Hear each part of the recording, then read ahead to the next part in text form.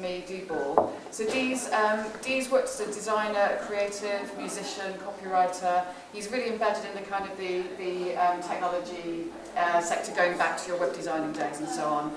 And I think as a kind of creative practitioner who's also technically aware, is a great person to involve in this. Joe I invited, so Joe Stitchbury, he was involved in a session here last year called Working Writers, because Jo writes for a living, she's a technical writer, and actually I know it is impacting what Jo does, and she's got quite a lot of experience in how it's affecting what she does as a technical copywriter. Phil Madden is again a friend of the festival who's done various events with us as a poet, as a writer, works on fine print engravings. He also worked for a long time in the disability sector and wrote quite a lot for disabled people and about disability.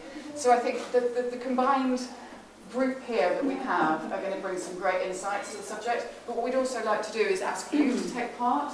So Hannah's really happy, rather than listen and wait till the end, we're going to make it really interactive.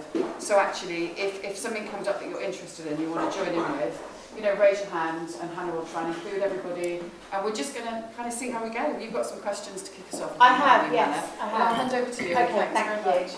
Hello everyone. Lucy, you've done the introduction, so I don't need to.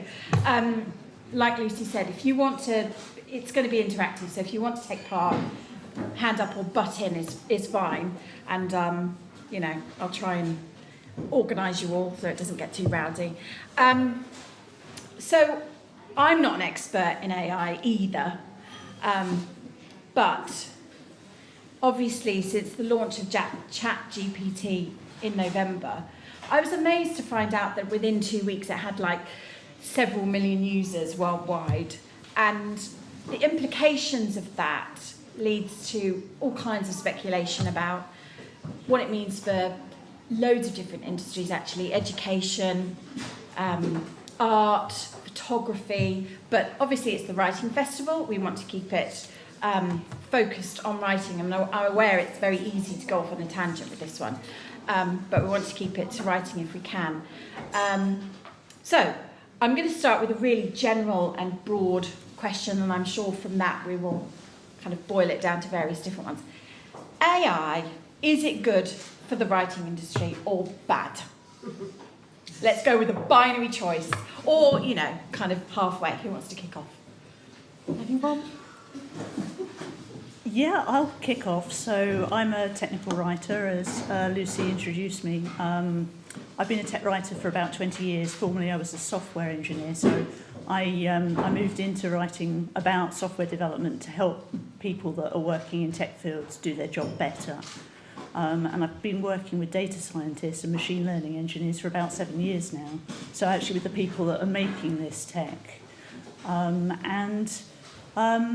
I've kind of got two sort of experiences on working with these kind of technologies, in that I've used it for about 7 months now as a writer. So prior to ChatGPT, there were a number of proprietary tools. There was one called Jasper, and I use that quite a lot to write blog posts about tech.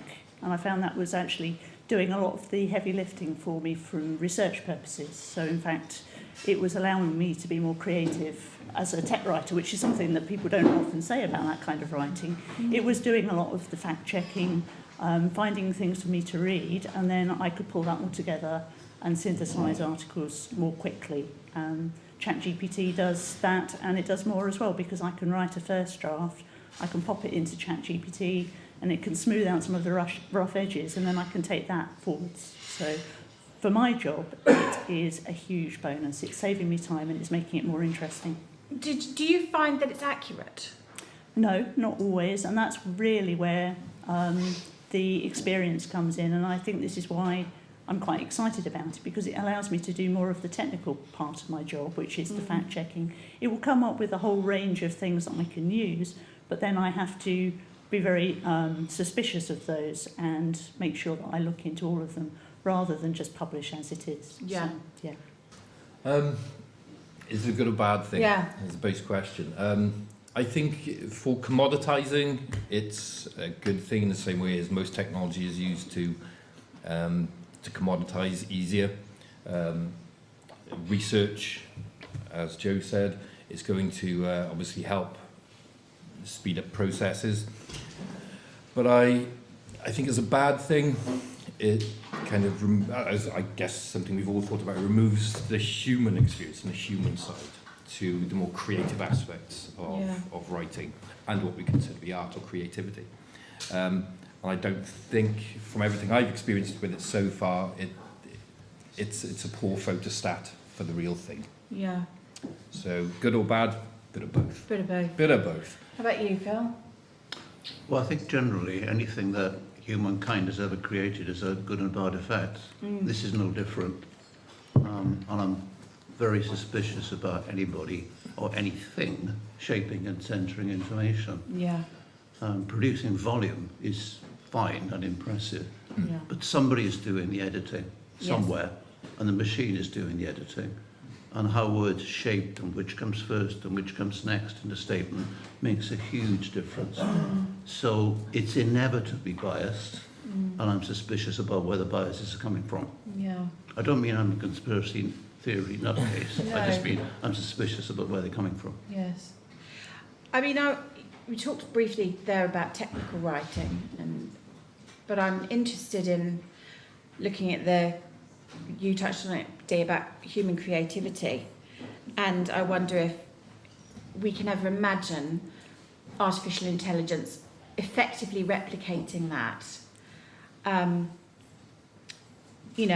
it do things like provide subtle nuances and sarcasm? I'm thinking about creative writing and, provide a plausible metaphor. Mark Twain says nobody ever has an original idea, that we're all kind of writing formulas anyway. We're all writing to a formula. We know when we're dealing with things like crime fiction, for example, genre fiction, we've got to have these ingredients that go into the pot to produce this thing. And I wonder if AI is capable of that and doing a good job of it, or actually whether you need somebody thinking about the double entendres and the metaphors and the similes and all of that sort of thing. I wonder, anyone can answer this one. Did you want to say something, Dee? But yeah, I think it's interesting when we talk about emotion, and like my man here just said, that AI is attempting to replicate emotion through the algorithm. But when you compare system learning to the brain, there's still vast swathes of the limbic system we just do not understand. The human brain is kind of unfathomable in lots and lots and lots of areas. And whilst I'd say that, it does try and replicate or attempt to replicate, I think until we ourselves understand how the brain works on those levels, it'll never be able to replicate. Even if it's, like I say, a photostat of it, I think it's far too complex, human emotion and how it works with consciousness and all of the more ethereal questions, I guess. And AI just, at the moment, I think it's way off. Yeah. It seems to be that no matter how good it is, every time I've approached it, there seems to be that uncanny valley. Yes. You can look at it and it can be brilliant, it can be fantastic what it's outputting and giving you, but there's always something slightly wrong. There's always something slightly amiss. Yes. It doesn't feel quite right. Yeah, no, that's been my experience too. And I think, we're talking about replicating and it mimicking human creativity. But I wonder if it's a question of interpretation, isn't it? Because as a writer, I suppose your job is to approach a situation, and then interpret it. And AI, as far as I'm aware, can't currently do that. Although, as you say, the more you put in, the more you feed the beast, the bigger it grows. I wonder, with us living, because it's not going to go anywhere, this AI now. I think, this ChatGPT, it's not going anywhere. And as you said, Joe, there are benefits for you in your work. I wonder if there's a possibility of us becoming less lazy through its presence, if it's going to actually promote more creativity, rather than us resting on our laurels. I wonder whether that can, us working in competition with it, whether that's a possibility. Anyone? Yes, please. Surely the hope is that artificial intelligence will be able to do more than the human can currently do. That's the point.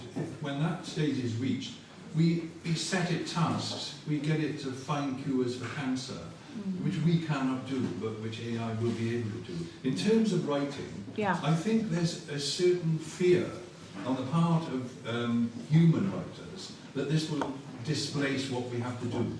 But let me give you a hypothetical situation. You've been reading a book by a named author for a long time. Somebody comes along and says, well, actually, that author doesn't exist. This is pure mechanical fabrication.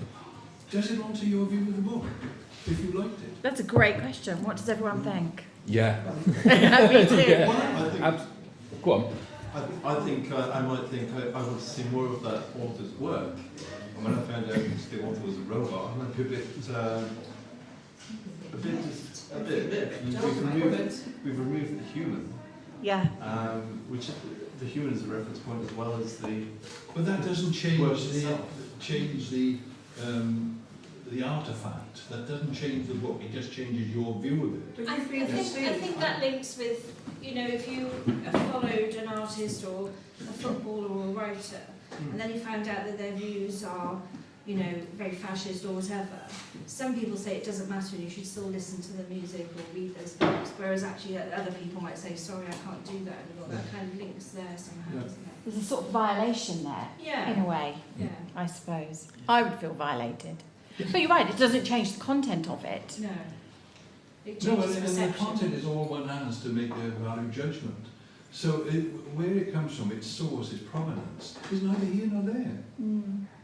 Well, I think it is. Yeah. I would prefer to think that it was written by a human. You don't read books totally detached from who wrote them, do you? Yes. Do you? Were you wanting to say something? I don't think we're anywhere near having quality writing produced by a computer, are we? I think that's way off, isn't it? If it's ever going to happen. But I think even if we did, it's like one of the most profound answers to a question on AI that I've ever heard. Somebody who's a relative Luddite, and we sat down and we were kind of just having a little discussion on AI. And I said that, you know, AI isn't producing art, it's now producing music, it's now producing language and fiction. And he kind of looked at me and he said, well, why? And it's just that simple question, that simple answer. But what, you know, why? Why would I read it? If it's not produced by a person, it doesn't matter how brilliant it is, in inverted commas, why would I read it? Because its connection back to the person is where the art form comes from, I guess. It's where it becomes art, isn't it? It's not art if it's just digitally produced with no feeling behind it or no experience of life or integration in your environment. Do you know what I mean? It's all just contained within a hard drive. I find that with my gallery, that if someone's seen something online, they might think it's okay, but when they walk into the gallery and they see a particular person's art and they gasp, that's that point that you're making it, there's that connection that they've suddenly got with it. Absolutely. And I think all brilliance comes from something new that we didn't know that we had in us. You know, this outputting of humanity is what creates brilliance. I would prefer, I think, to use it as Joe, sorry, that, you know, to kind of help your research and help do some of that hard work. But I personally, my husband God differs, personally would want to have the human element as the primary aspect of it, I think. Could I throw something in? Yes, there? please do. It feels like there's two things running. I mean, one is this thing we're puzzling about. Is it authentic or not? And that's an issue in its own right. But regardless of whether it's authentic or not, the other one we seem to be puzzling about is it going to take over? Are we going to stop That creating? threat. And I just think no. Ever since we've existed, we've stubbornly adapted and created. I can't see that stopping, except in a totalitarian society where we're not allowed to speak. So I don't think we should be frightened about it taking away us, because I think we'll still be us. Do you think there is a lot? I think there's a lot of fear around it. Well, I think there's an awful lot of fear. I don't see why that's necessarily more about this than there is about environmental degradation, about the way adverts are manipulated. We're always being manipulated and controlled. I suppose there's a fear, certainly amongst colleagues, friends of mine who are in the writing business and do it, you know, copywriting, for example, that they're going to lose their job. And that certainly for content creators specific things, online, you know, they don't care. The people that are asking them to provide this content don't care as long as it's got the words that are going to crop up in search engines. Yeah. They don't mind what the content is. So that whole industry, I think they feel massively threatened by the possibility that actually I'm going to lose my job here. And then I think that's why there's so much. It adds fuel to that fire. And I wonder if people will go out there, lose their jobs. Should lose their job. Yeah, I agree. Content providers. I mean, you have some qualification in psychology, I think. Yes. I mean, the amount of pop psychology and mental health work and stuff, and it's just regurgitating, rehashing ideas. A lot of it is not coming from any place of insight or experience or real knowledge. So I'm sure an AI computer could write stuff that's just maybe, with fact checking, is actually better. Well, actually, Lucy sent me a really interesting article when we were doing some research into this, and it was from this guy who was saying, you know, if AI can write vast quantities of formulaic clickbait, surely what we need to be asking ourselves isn't the problem with our approach to what we're writing? Because if we're just being governed by this clickbait stuff, actually we need to have a new approach to the content rather than worrying about the AI. It goes back to the comment here about, you know, being suspicious about what's the driver on this. Is it commercially driven? If the AI content is commercially driven, well, why should it be factual? It can be driven to be misleading, but it's commercially advantageous. Yeah. That's what I have no idea. When we say AI, what's the motive in this brain? What's driving that thinking? I don't. Well, again, just the motive is whatever's plumbed into it. It can only output what you put in, and it is all commodity led. I'm guessing. True. Yes, and in fact, could I make a point about as a copywriter myself? So at the moment, yes, we're writing copy and we're sprinkling in keywords and we're trying to get to the top of the Google rankings. If people start using ChatGPT to find information, then we need to learn how to copyright to get to the top of the ChatGPT ranking. So we're still using a human element there to game the system. So copywriters will still exist. They'll just exist in a different way to structure content. Maybe they'll write the content with ChatGPT and then they'll massage it so that when somebody else asks for something that is drawing on that content, then they're the ones that get reported. So rather than them losing their job, it just becomes something completely different. Yes, they game the system, so they still use the tool to use the tool. Yes, please. There's no reason why computers couldn't do that bit as well and see what's attracting people to click. It's turtles all the way down, isn't it, really? Yeah. Yes, please. I'm coming from the science base, and I'm interested in what the latest science research tells us about, let's say, the nature of reality. And I've tried this to see how the computer responds to the sort of philosophical questions as to is the physical world revealed by this theory or that theory, which is the best? And it makes an attempt at the answer based on the bulk of inputs that are out there, okay? But it isn't biased in any particular way. But you can imagine that it could be biased by the programmer, and you could take that to the political level and say, how do I get my message across if I'm targeting this party or that party and so on? So how do we control how that bias is input into the AI algorithm? Anybody? I don't have the answer to that. Well, it's an important issue because a lot of the information, the information that's already been input that's out there that AI is using also includes disinformation. And how does AI distinguish between misinformation and reality? Exactly. This is the problem.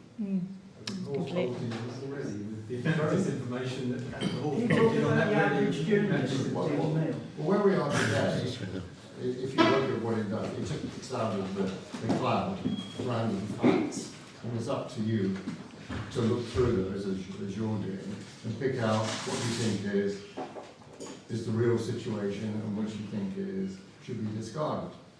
But it won't be very long before that bias can be built in to the search engine. It's not just a Google, we have Google, but this is Google Plus. This is something that's going to manipulate what it presents to you.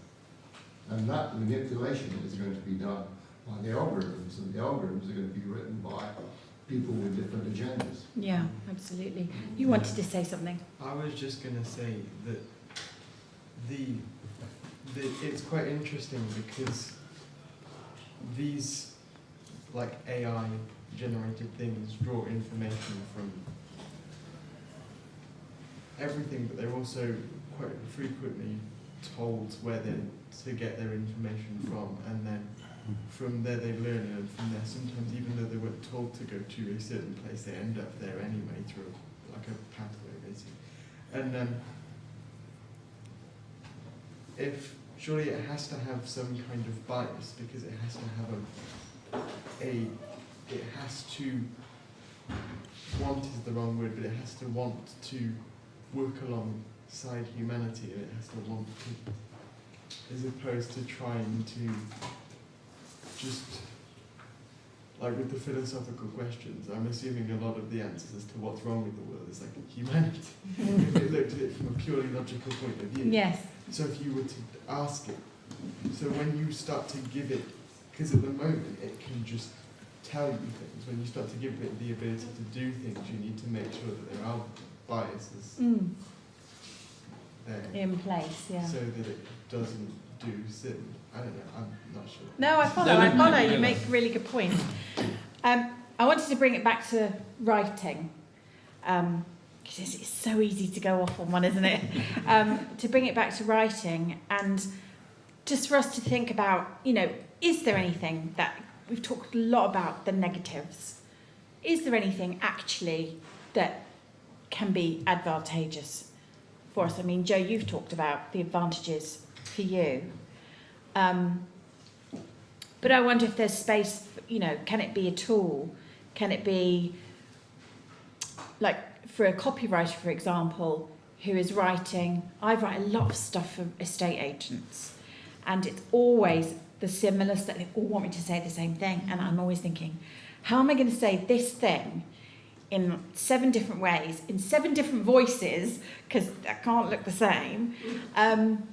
How do you do that? And I wonder if ChatGPT, for example, can provide that kind of a tool to a copywriter, not to generate the stuff, but to just give you an alternative, as a buddy, I suppose. I wonder, yes, please. I'm going off piste again, sorry. I used to teach, and in the days when I used to teach, you wrote children's reports by hand, and you looked at the child as an entirety, and after a year you really knew that child, and you could very easily personalise that report. From my understanding these days, they do it with computers, yes, they do. And they have options. And if you meet other parents, you will find the same phrases repeated and repeated and repeated. And the structure is such that it has to fit, like you're saying with the estate agents. So I think it is really limited, to try and create an image of a child or of anything creative. You can't do it with a computer. It can give you alternates. With my school report, there are like 1 or 2 of them that I think they've genuinely written, and then the rest of them are all the same. Yes. Because you see it, they give you like an online version and they give you like a paper version. And me and my friends were pointing this out the other day that quite a few of them, particularly if you were in a class that you didn't like actively go and speak to the teacher a lot, would just be the same thing. Yeah, my daughter's report is like that too. It's just very formulaic. Creativity and that little bubble is gone. Control C, Control V, Control C, Control V. Yes. Right, I think with AI it's far more sophisticated than a lot of what you get that's just there. a very basic level. So I think that the main advantage will be speed. And how quickly we can research and how much it can help us out in advancement, even in the sciences and so on. So they give it a run not so long ago, and it came out with some of Einstein's own theories by itself. So it started at 0 and actually got to the same point as where we're at now. So I mean, if you can do that in such a short space of time, what can it do over? Yeah, but if you ask the meaning of life and everything, you get like 42. Yeah, has anybody put that in? Has anyone done that? I really want to do that. Years ago I did actually, and it did do that. Say oh, brilliant. But the point is how to make a value judgment, because the great advances in science are made by people going off on a tangent. They're not made by making logical deductions. But I mean, would you say it's becoming sophisticated enough to go off on those tangents? No, not really, because they are a statistical model. That is what it is. It's not an algorithm, it's a statistical model that takes a lot of input data and builds a prediction. Okay. So no, going off on a tangent is not something it can do. That's my point, really. At the moment it's working with known facts or known opinions and making a value judgment based on those. It's looking at a database. But will there ever come a point when it can make its own judgments? Well, based on... Well, I suppose that's what the fear is, isn't it? That's what we're all fearing. Yeah. Why can't it be created for all sorts of writing?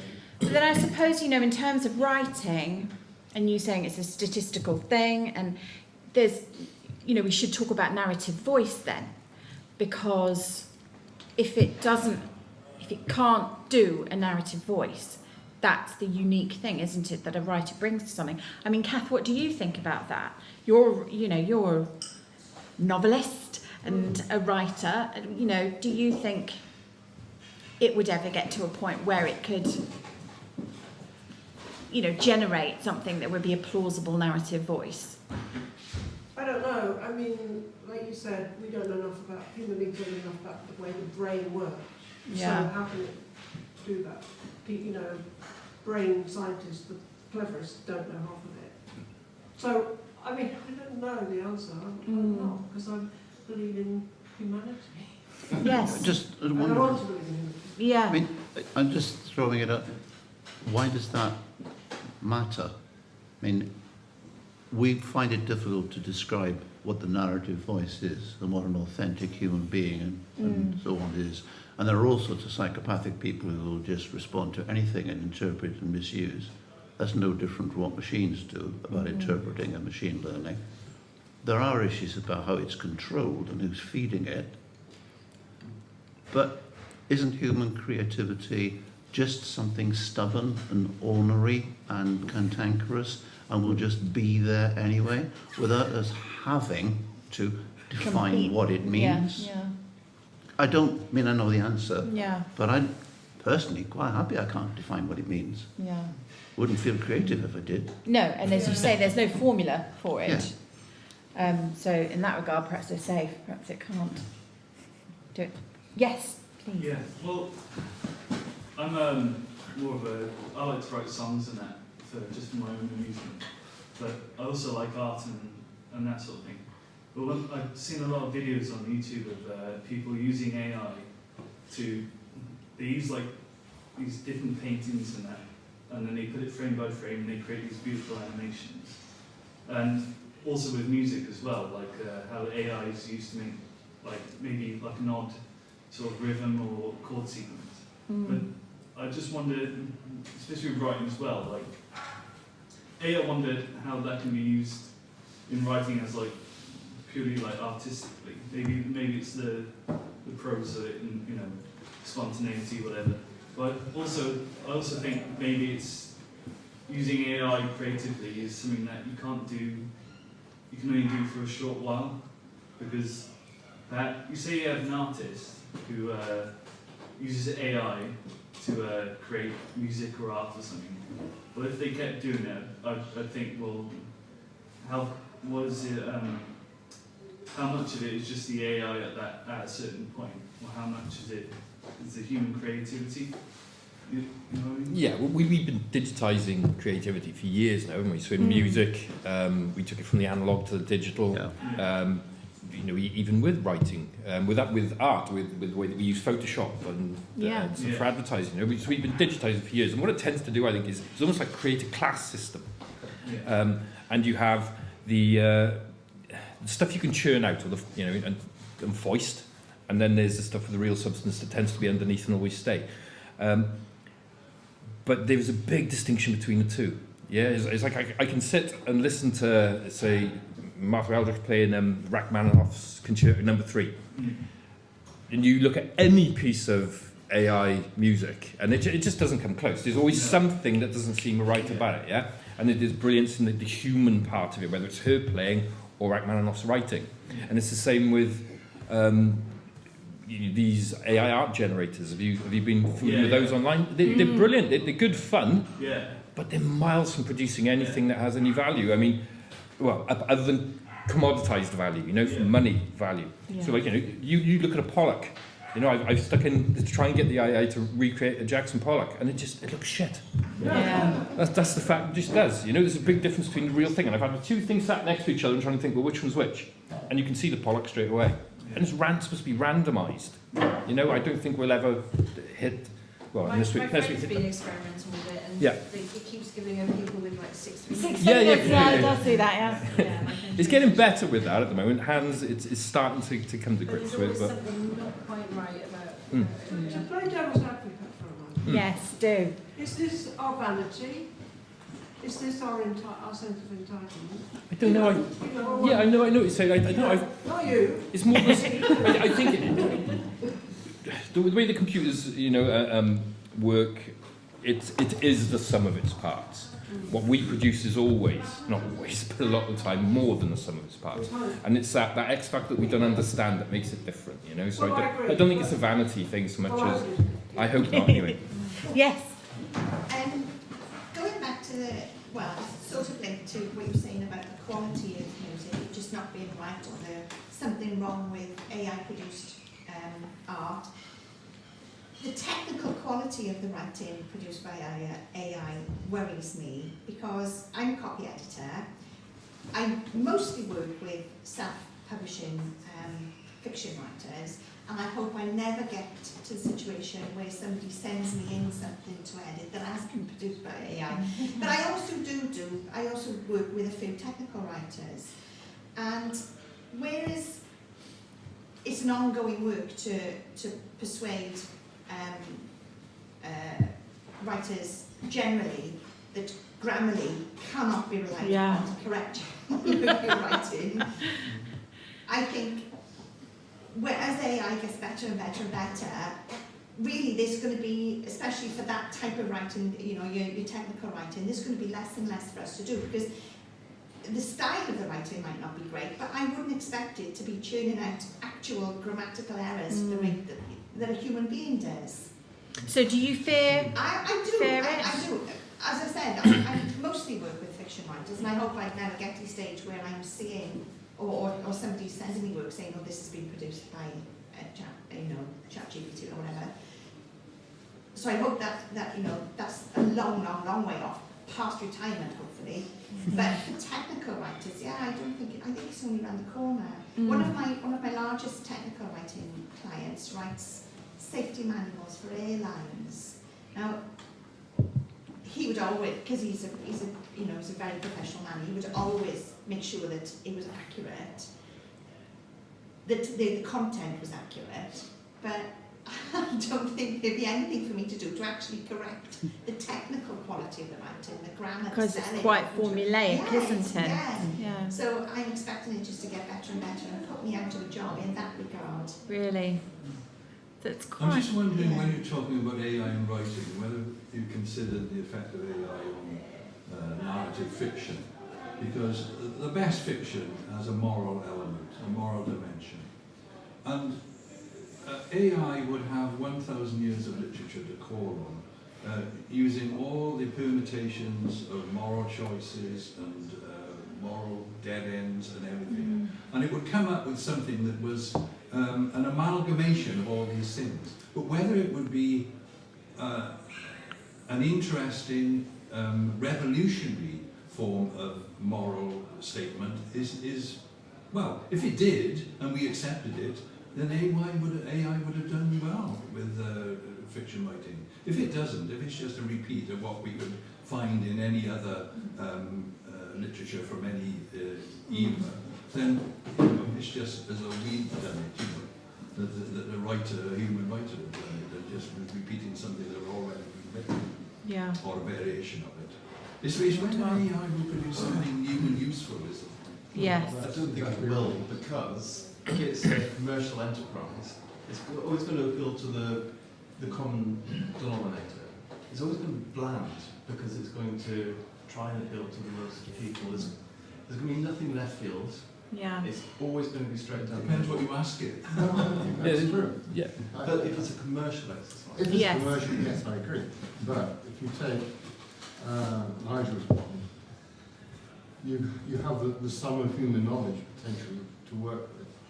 And the great advances that are made are by bringing together what appear to be disparate facts. And as a human, you're limited to what you can do. It takes a genius to see that that relates to that, and that'll give us this. But we're not very far away from that point. Already, Google is summing what you've done this year and predicting what you'll do tomorrow. So it's not a stretch of the imagination to say it could pick out this fact and that fact, and it could give us something completely new. And it could do that without human intervention. I think it'd be difficult to do that with fiction, wouldn't it? It's very, very difficult to do that with fiction. A completely different thing from, say, technical writing, where I guess what you're saying would be okay. But I think if you like you said, the moral aspects of it and the social aspects of it and the very human aspects of it, I think it wouldn't be able to replicate so easily. Well, let's take an example. Suppose you had multiple personalities. Yeah. Surely it could dream up a completely unique personality. But fiction writers already do that. Yeah. I know they do, but They already do it in the wackiest ways. but this is asking a machine to do what a human can do. But would it be anything that we hadn't read before? This is what we're saying. It would have to be down the line, wouldn't it? Why? I think one of the big examples for me is Cormac McCarthy. Have you read Blood Meridian? Yeah. Book unlike anything else I've ever read. I read it and I couldn't read anything else for 6 months. Genuinely, because any book I pick up, I go, oh shit, that's crap as well. There is something about it, and I can't even explain what it is about it, that makes it so exceptional that it kind of wrecked me, really. And I don't think that could be replicated via an algorithm.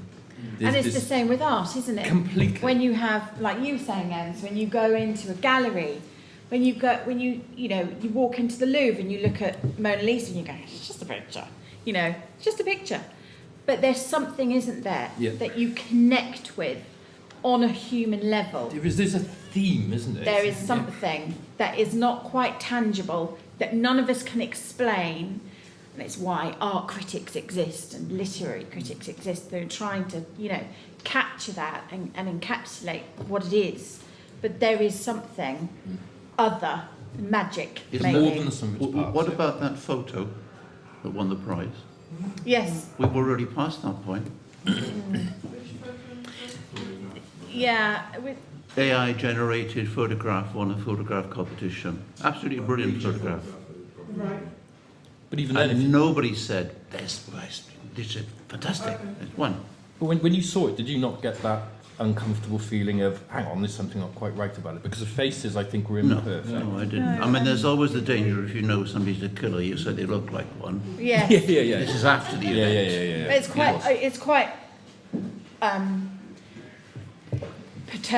quite perplexing once you kind of know that it's been generated by I just AI. thought, okay, fine, there it is. Yeah.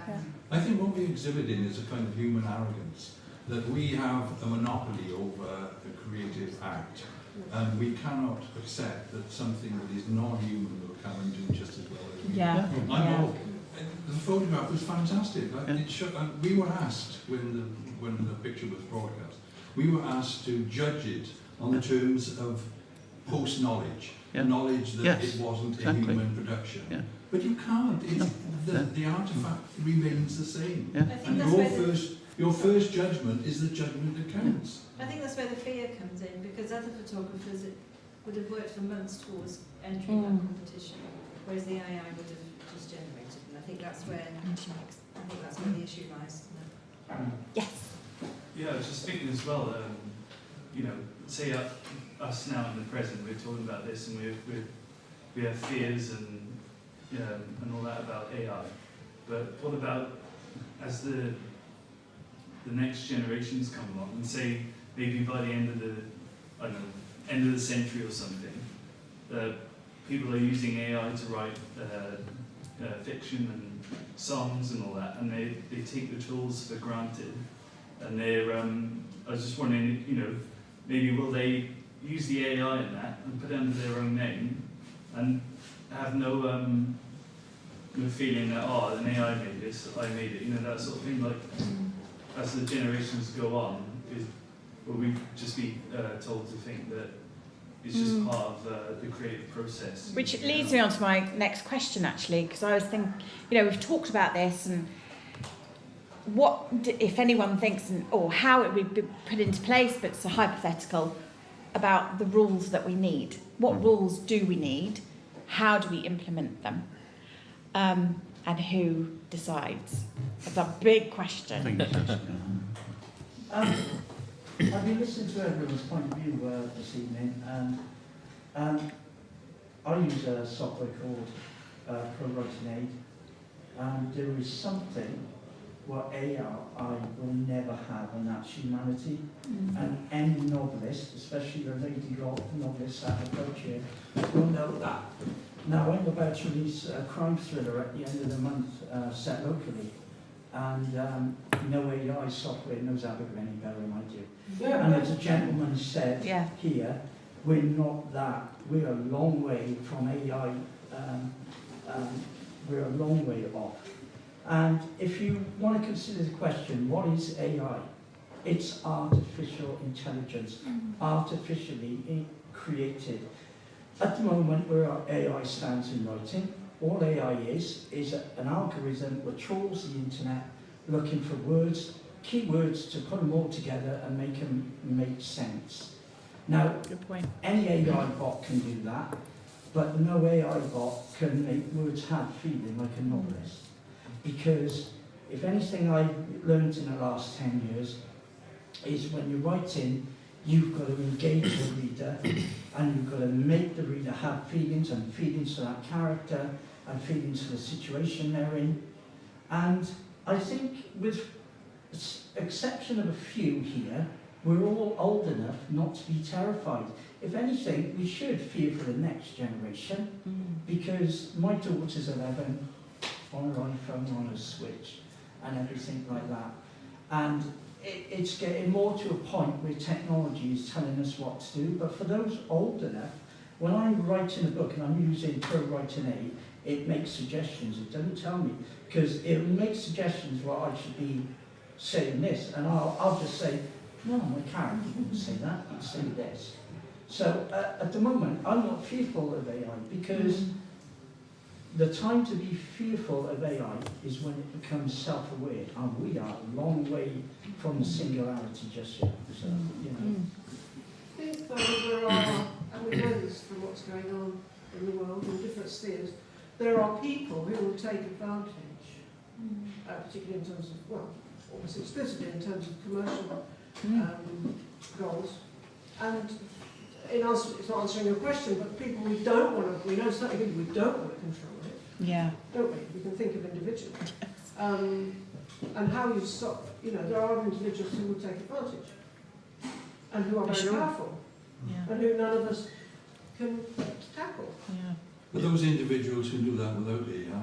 I know, they're doing it already. Well, that's the thing, we have the same conversation about, we could be having the same conversation about anything where there's a power structure involved and something powerful. Absolutely. So it's really That's what brings up our things as well. Yeah. I mean, from a commercial point of view, they're already doing it, you know, in terms of if you go onto places like Amazon with self-published fiction, that you can churn out 10,000 words on a particular topic and it doesn't matter, and people will sell that kind of stuff on, you know, perhaps its presence will, you know, help us,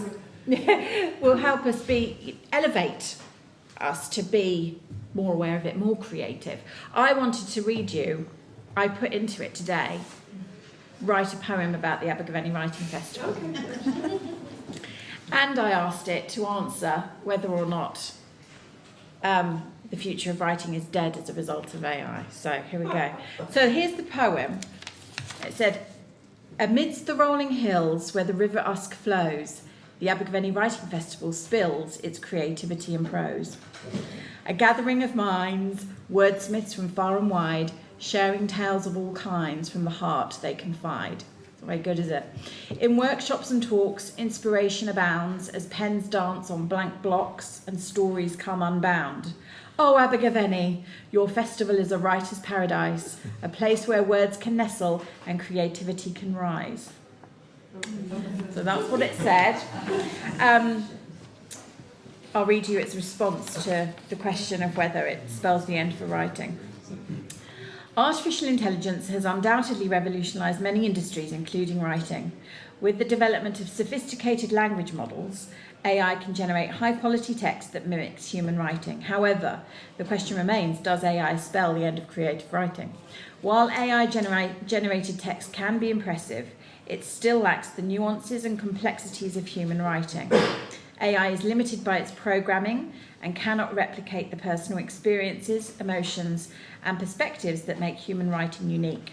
Creative writing involves imagination, innovation, and the ability to connect with readers on a deeper level, qualities that cannot be replicated by AI. Moreover, AI-generated text is often formulaic and lacks the personal touch that human writers bring to their work. AI can mimic patterns and structures, but it cannot bring the same level of individuality and creativity to the writing process. In fact, AI can be used to enhance creative writing than replace it. Writers can use AI tools to generate ideas, prompts and outlines, and even to help with editing and revision. This allows writers to focus on the more creative aspects of their work, such as character development, plot, and theme. In conclusion, while AI has certainly disrupted the writing industry, it does not spell the end of creative writing. Instead, it offers new possibilities for writers to enhance their craft and explore new ideas. Ultimately, human creativity and ingenuity cannot be replaced by AI, and creative writing will continue to thrive in the years to come. I switched off after that. There you are. So At least I didn't write it. Proves the point, doesn't it? That Hannah didn't put in. How Yes. succinctly. Did it make any grammatical No, I don't think it did. No, I don't think there were actually. I don't think there were. So is that one of the things? Human reaction that we accept that we think everything's okay now because AI doesn't even do good PR for itself. So we accept that as we I think you could see that as incredibly subtle. Yeah. It's softly reassuring us that it's ready to take over. Yes, that's what I thought. It's sitting there going, "You're fine, don't worry." It did describe its poem quite well, though. Eh? It did describe its own poem. Yes, yeah. Have you tried feeding that back in to see if it... No, I haven't. Is this a good output? Well, that's when you need to worry, when it can take its own output, feed it back in, and then improve it. That would be interesting, wouldn't it? Just That would be thinking what it interesting. can do, or from what I think it can do from reading articles, is if you quite literally paste something into ChatGPT, you can go, ChatGPT, did you write this? And respond yes or no, because it remembers. I'm going to do that. I think, I'm not 100%. We'll see. But I think, and if that's the case, that's first how you can check that work is like authentic. Will it be honest? Authentic, important, yeah. I had a friend who came to my house a few days ago in Lampoys and put into one of these things, write a poem about Lampoys. And the first two lines were something about rolling hills. Yes. It's got, Abergavenny thing, rolling hills. You know, it's kind of using the same term on Yeah. two lines. She's got this Wikipedia and all sorts of Yeah, you could have courses about how to learn to write rubbish poems the way humans do. Because that's like, how many thousands of humans have written this for, Well, there you are. So it's qualified now. Yeah. It's become really human. It can write really rubbish poems. Really rubbish poems, yeah, that's true. We've got about just under 5 minutes left. If there are any... Did anyone want to add anything else? I didn't have any more questions. If anyone wanted to make any more points, I mean, I suppose the answer to, the question is how do we make the rules? We don't know. Yeah. Yeah, I just want to say as well that other languages as well, AI is terrible. So in China, they've banned Chat GPT because they're afraid of people asking what happened in Tiananmen Square. Wow. But they've made their own one called Buddy, I think it's called. But I've seen examples where someone's put, say for art, they put draw a busy road. But in Chinese, it literally means, the literal translation is something along the lines of dragon, river, windy road. Yeah. And the AI ends up drawing like a dragon in a city or something like that. So in other languages, it's not that good at the moment. I just want to, I don't know if this counts as AI or not. I use Google Mail, and when I get an email now, I get 3 suggested replies on the bottom that have been generated. Is that classed as AI? I guess so. I hate it, I don't know how to turn it off. But I get things like, that sounds great. Well, no, not today. Yes, and send it. And I get some people doing that. You know, but just the idea to me. Because it's so, I hope this email finds you well, because that's everybody says that. It's disturbing, isn't it? Gosh. We've all been using Microsoft Word for decades. The spell check and grammar check are invaluable. And my heart goes out to my copy editor there.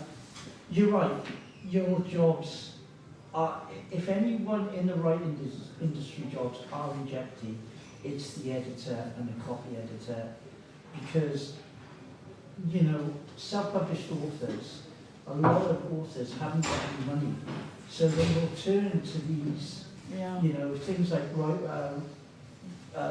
Pro Writing Aid and Grammy to help them, you know, write something that makes sense.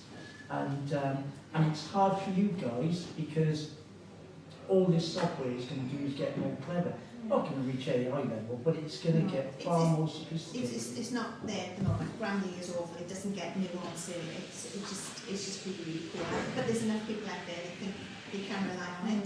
But as it gets better and better, right. And as you said, that piece of writing produced there, there's no grammatical errors in there. There's no spelling mistakes. All the full stops were in the right place. It is quite worrying. Does anybody want to add anything else before we wrap up? We could carry on all evening, I think. Yes. I was going to say one of the things with AI and with writing and with anything is how do you control where it gets its information from? Because in one argument is you don't, because then you're giving it a bias if you're only showing it this much information. But then also if you give it all the information and then it goes to certain places, cough, Twitter, it's not always going to come back with the right things. So it's like, who regulates where it gets its information from, and then who is then trusted? And how do you regulate it? Where it gets its information from. If you try and track where it gets its information from, what happens, it becomes aware that you're tracking it. So it's difficult because you have to,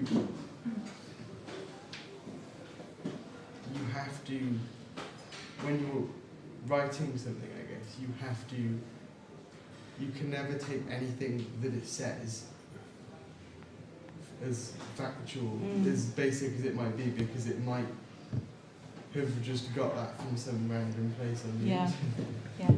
Because if it was more transparent of where it got its information from when it comes up with these things, I think people would trust it more, but it doesn't. It's very kind of, this is what I'm giving you. Where do you get that from? Don't worry about that. Don't ask questions. Here's the info, But are there any steps towards managing bias? There should be, but there probably hasn't been. So as you pointed out, at the moment it's only really been trained on a corpus of English content. It's been trained on movie dialogue. It's been trained on. Oh gosh, really? Yeah. So massive amounts of movie dialogue, and then just standard web pages and books. So a lot of books, but a lot of books that have been written by white men in the last 200 years. So we're not necessarily taking African fiction or other languages. So there's a long way to go in terms of representation. It's been really fascinating to talk to you all about this. I think it's Yeah, really just great. wanna say thanks to everyone for participating, because it was a really interesting session, and thanks Yeah. especially to Dee and Joe and Phil and Hannah. And I think we can continue the conversation, but thanks very much. Thank you, everyone.